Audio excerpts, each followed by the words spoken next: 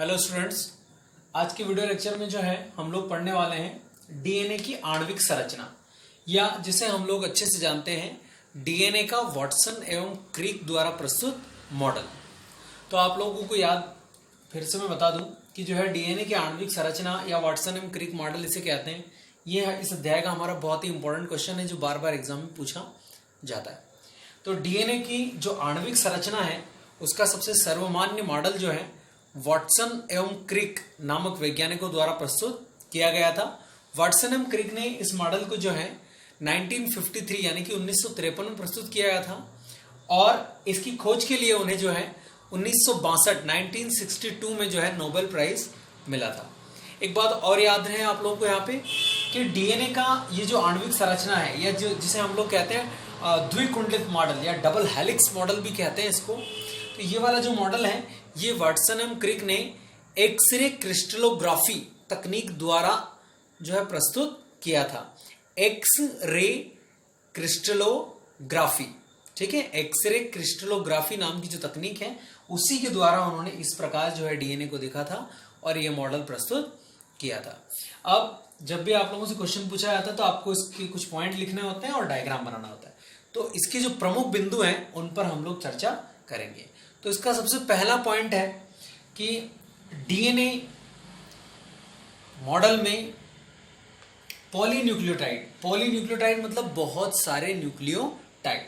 अब ये यहां से आप लोगों को बताऊंगा मैं, जैसे हम लोगों ने कल देखा था, पिछले वीडियो लेक्चर में हम लोगों ने देखा था कि एक शर्करा, उसके साथ एक नाइट्रोजन क्षार, यहाँ पे एडेनिन है, ए लिखा हमने, आपको बताया था कि एडेनिन को ए द्वारा प्रदर्शित करते हैं, ग्वानिन को जी द्वारा प्रदर्शित करते हैं, उसी तरह साइटोसिन को सी और थायमिन को टी द्वारा प्रदर्शित करते हैं। ठीक है, तो ये हमारा एक न्यूक्लियोटाइड हो गया। न्यूक्लियोटाइड कौन सा है? जिसमें एक शर्करा है, एक नाइट्रोजन क्षार है और एक फास्फोरिक अम्ल है।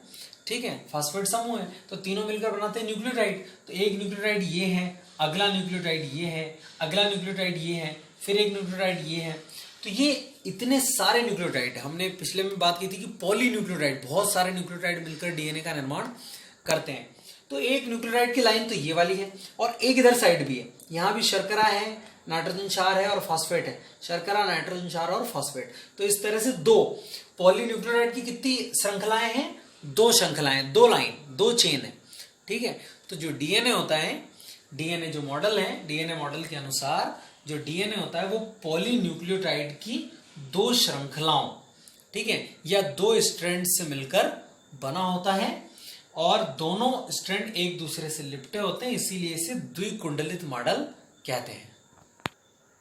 तो पहला पॉइंट क्या हो जाएगा? पहला पॉइंट हो जाएगा कि डीएनए जो है वो पॉलीन्यूक्लियोटाइड की दो श्रृंखलाओं से मिलकर बना होता है, इसीलिए, और दोनों श्रृंखलाएं मिलकर द्विकुंडलित मॉडल का निर्माण करती है। ये पहला पॉइंट हो गया कि दो श्रृंखलाएं होती हैं और दोनों आपस में मिलकर द्विकुंडलित मॉडल का निर्माण करती है। नंबर 2 पॉइंट कि डीएनए मॉडल में दो श्रृंखलाएं होती है जो दोनों ही अशाखित होती है, मतलब इनमें से कोई अलग से शाखाएं नहीं निकलती कि आगे चलकर डीएनए में से जो है एक लाइन में से दो लाइन निकलेगी, ऐसा नहीं होता। दोनों श्रृंखलाएं देखो एक दूसरे के साथ साथ चल रही हैं और अशाखित हैं। ठीक है, तो दोनों श्रृंखलाएं कैसे होती है? अशाखित होती है। ठीक है, तीसरा पॉइंट हम लोगों को बताना है कि डीएनए में दोनों स्ट्रैंड या दोनों श्रृंखलाएं शर्करा और फास्फेट से मिलकर बनी है ये। ठीक है, देखो शर्करा फिर फास्फेट, फिर शर्करा फिर फास्फेट। अब ये इस तरह जिगजैग है, हम इसको पकड़ के खींचेंगे तो सीधा हो जाएगा, तो भी क्या दिखेगा? शर्करा फास्फेट एक दूसरे के बाद में आएंगे। ठीक, तो ये जो शर्करा और फास्फेट की जो चेन है ये दो होती है और दोनों, एक जो है 3' सिरे से 5' सिरे की तरफ जाती है और दूसरी नीचे से 3' सिरे से 5' सिरे की तरफ जाती है। मतलब एक ऊपर से नीचे की तरफ आती है और एक नीचे से ऊपर की तरफ जाती है। तो दोनों एक दूसरे के साथ साथ चलती हैं और एक दूसरे के प्रति समानांतर होती हैं। ठीक है, कैसी होती है? प्रति समानांतर स्थित होती है। तो डीएनए की दोनों श्रृंखलाएं जो होती हैं एक दूसरे के प्रति समानांतर होती है। और ये जो दोनों श्रृंखलाएं हैं, जैसे ये दोनों श्रृंखलाएं जा रही हैं तो ये दोनों श्रृंखलाएं बीच बीच में एक दूसरे से जुड़ी होती है। ठीक है, और किसके द्वारा जुड़ी होती है ये आप लोगों को अच्छे से याद रखना है कि डीएनए में दोनों श्रृंखलाएं एक दूसरे से हाइड्रोजन बंध द्वारा जुड़ी होती है। ये जो बंध है ना, ये है हाइड्रोजन बंध। ठीक है, ये देखो, ये एक लाइन जा रही थी और ये दूसरी लाइन, एक लाइन में नाइट्रोजन क्षारक है और दूसरी लाइन में भी है नाइट्रोजन क्षारक। तो ये नाइट्रोजन क्षारक ही इनको आपस में जोड़ते हैं और इन नाइट्रोजन क्षारकों के बीच में जो बंध है ना, जो दोनों चेन को आपस में जोड़ने का काम करता है, ये बंध होता है हाइड्रोजन बंध। ठीक है, यानी कि अगला पॉइंट हम लोग लिख सकते हैं कि डीएनए में जो नाइट्रोजन क्षारक हैं वो एक सीढ़ी के डंडे के समान होते हैं। जैसे कि एक लाइन ये हो गई, एक लाइन वो हो गई, तो ये सीढ़ी के डंडे हो गए, एक सीढ़ी जैसी हो गई है और इस सीढ़ी के डंडे कौन हो गए? नाइट्रोजन क्षारक। मतलब डीएनए की जो दोनों श्रृंखलाएं होती हैं उनमें जैसे सीढ़ी जैसी दिख रही है यहाँ पे, और इनकी जो डंडे हैं ना, ये डंडे क्या है? ये वास्तव में नाइट्रोजन क्षारक। तो नाइट्रोजन क्षारक डीएनए की श्रृंखला में सीढ़ी के डंडे के समान होते हैं। इसमें हमेशा ये बात भी याद रखनी है, इसमें जो है डीएनए की संरचना में ए जो होता है वो हमेशा टी के साथ जुड़ता है, यानी एडेनिन जुड़ता है थाइमिन के साथ, और कितने बंध द्वारा? डबल बॉन्ड द्वारा, हमेशा द्विबंध द्वारा जुड़ता है। तथा जी जो होता है वो सी के साथ ट्रिपल बॉन्ड के द्वारा जुड़ा होता है, 3 बंध के द्वारा जुड़ा होता है। तो एडेनिन हमेशा थाइमिन के साथ डबल बॉन्ड द्वारा और ग्वानिन हमेशा साइटोसिन के साथ 3 बंध के द्वारा जुड़ा होता है। एक बात आप लोगों को, ये तो हम लोग देख लिया कि बॉन्डिंग द्वारा जुड़े होते हैं। अब देखो, इस बात से एक बात और क्या क्लियर होती है कि प्यूरिन, एडेनिन और ग्वानिन क्या है? प्यूरिन, और थाइमिन और साइटोसिन क्या है? पिरिमिडिन। तो जितने डीएनए हमेशा द्विगुणित होता है, मतलब 2 श्रृंखलाएं होती हैं। अकेली कभी भी श्रृंखला, एक श्रृंखला बड़ी एक छोटी ऐसा नहीं होता है, दोनों कैसी होती है? बराबर होती है। तो ये बात याद रखनी है कि डीएनए में जितने एडेनिन और ग्वानिन होंगे ना, उतने ही थाइमिन और साइटोसिन भी होंगे।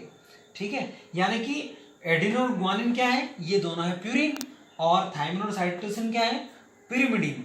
तो एक बात अच्छे से याद रखनी है कि डीएनए में एडेनिन या हम लोग कहें कि डीएनए में प्यूरिन तथा पिरिमिडिन का जो अनुपात होता है वो एक समान होता है। ठीक है, तो एक पॉइंट ये बनाएंगे अगला हम लोग कि डीएनए में प्यूरिन तथा पिरिमिडिन का अनुपात एक समान होता है।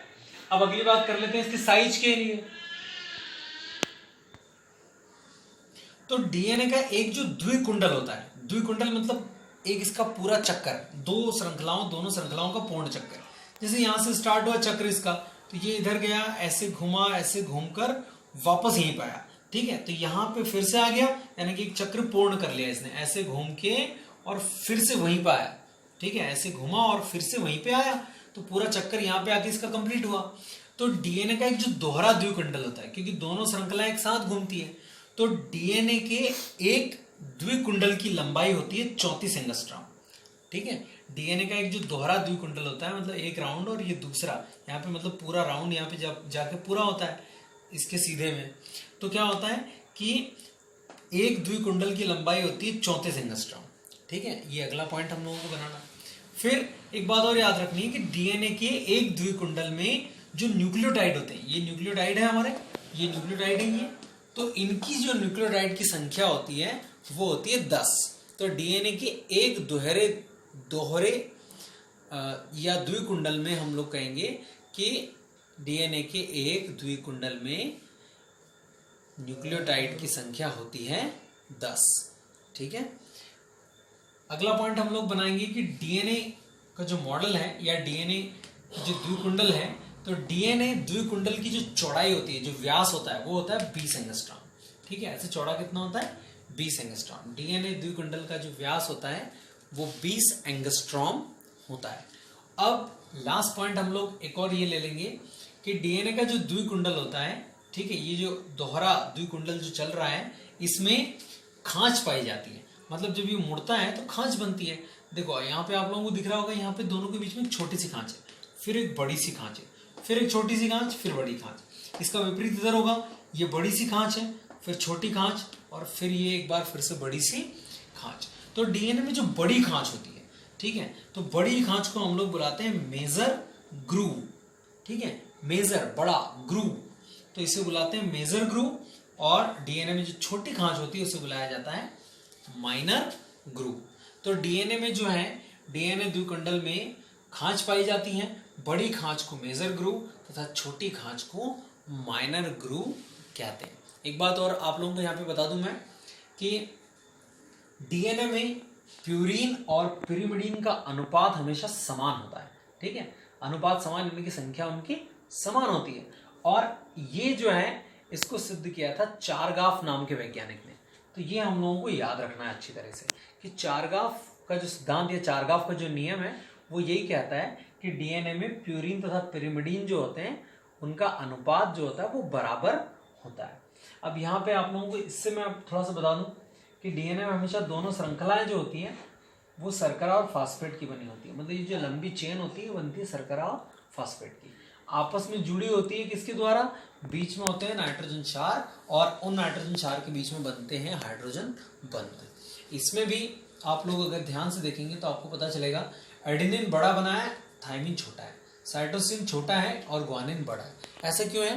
क्योंकि पिछले में हम लोगों ने देखा था कि एडेनिन और ग्वानिन ये दोनों प्यूरिन है और प्यूरिन जो होते हैं वो डबल मतलब दोहरी कार्बन वाले होते हैं और साइटोसिन और थायमिन जो होते हैं ये होते हैं पिरिमिडीन जो कि एकल कार्बन वाले या सिंगल रिंग कार्बन रिंग वाले होते हैं, इसलिए ये छोटे होते हैं ये बड़े होते हैं। एक श्रृंखला 3' से 5' सिरे की तरफ जाती है, 3' सिरे से 5' सिरे की तरफ और दूसरी 3' से 5' की तरफ नीचे से ऊपर की तरफ आती है। मतलब एक दूसरे के प्रति समानांतर होती हैं दोनों श्रृंखलाएं, ठीक है। तो ये है हमारा डीएनए का वाटसन एवं क्रिक द्वारा प्रस्तुत आणविक संरचना वाला सबसे सर्वमान्य मॉडल। इंपॉर्टेंट क्वेश्चन है, ये वाला डायग्राम आप लोगों को बनाना है, इसे आप लोग बनाते हैं बहुत अच्छा है, नहीं भी बनाएंगे तो ये वाला मॉडल बना के हम लोग जो है इसके पॉइंट लिखेंगे, 5-6 पॉइंट तक भी आप लिखते हैं तो आपका जो है आसानी से काम हो जाएगा।